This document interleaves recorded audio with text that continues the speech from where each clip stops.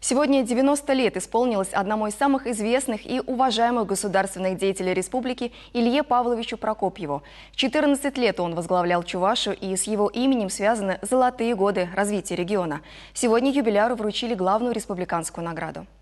Илья Павлович Прокопьев – человек, без которого немыслима история Чувашии. Он родился в деревне Мачемуши Вурнарского района. С детства мечтал быть учителем. Окончил Калининское педагогическое училище.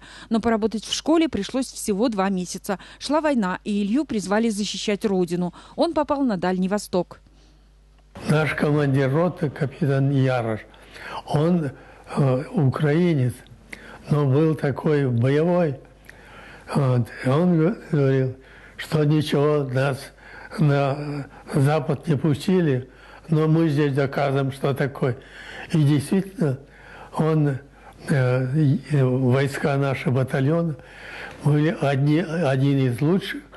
Участвуя в митингах ко Дню Победы, возлагая цветы к вечному огню, Илья Павлович всегда вспоминал и свой фронт. 3-й отдельный тяжелый понтонный полк. Солдаты там были фактически мишенью. Под огнем японцев понтонеры переправляли через широко разлившийся Амур технику и войска. За эти боевые действия солдаты получили медали. В числе их мне вручили эту медаль за отвагу. Это для меня было такой радостью. Служить в армии пришлось до 1950 года. За это время сержант Прокопьев вступил в партию и экстерном окончил Хабаровский педагогический институт. Но учителем стать опять не удалось. Молодого коммуниста с боевой наградой и высшим образованием уговорили работать в райкоме. Через 13 лет Илья Прокопьев стал уже секретарем обкома партии, а в 1974 году ему предложили пост первого секретаря. Он попытался отказаться. Психологически я не готов. Никогда не стремился быть, значит, во главе. А то, что нужно, я делал, но на должности я не претендовал.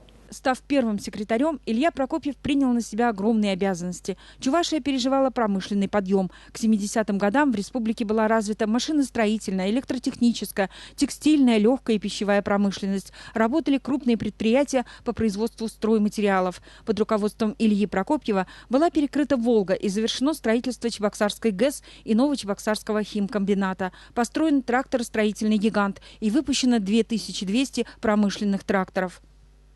Решили проблему оттока населения из республики. А то из республики выезжали не только семьи, а целыми селениями, потому что избыток населения. И вот эту важнейшую проблему, которая была для нас, решили.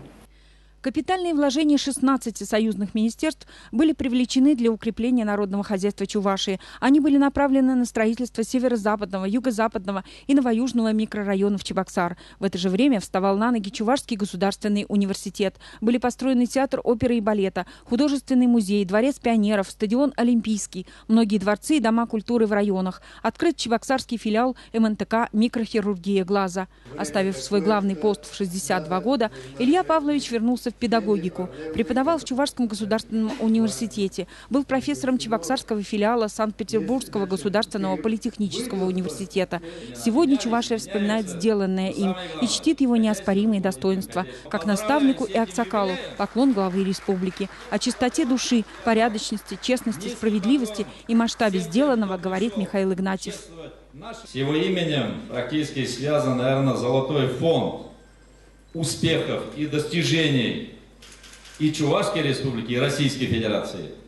Орден за заслуги перед Чувашской республикой почетному гражданину Чебоксар Илье Прокопьеву в знак огромной признательности за бескорыстное служение народу и родине. Зинаида Паршагина, Вадим Владимиров, Игорь Ульянов. Вести Чувашия.